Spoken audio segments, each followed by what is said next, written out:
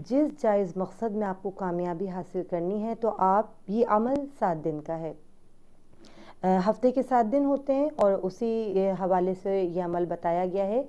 ये अमल हफ्ते के दिन से शुरू करना है और किस तरीके से, ये मैं आपको बताती चलूँ। हफ्ते के दिन आपने इस सूरे की तिलावत करनी है। किस तरीके से?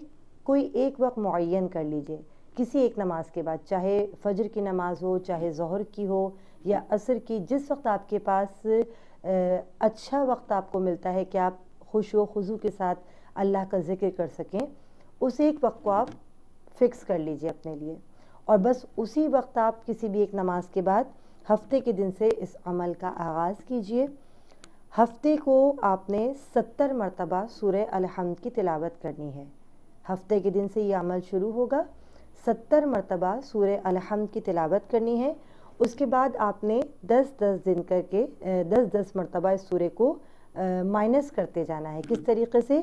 कि हफ्ते के दिन आपने 70 मरतबा सूरह अल-हम्द की तिलावत की, फिर इतवार के दिन आपने 60 मरतबा सूरह अल-हम्द की तिलावत की, पीर के दिन 50 मरतबा तिलावत करनी है, फिर मंगल के दिन 40 मरतबा तिलावत करनी है, बुध के दिन 30 मरतबा तिलावत करनी है, जुमरात के दिन 20 मरतबा तिलावत करनी है और जुमे के दिन 10 मरतबा तिलावत करना है।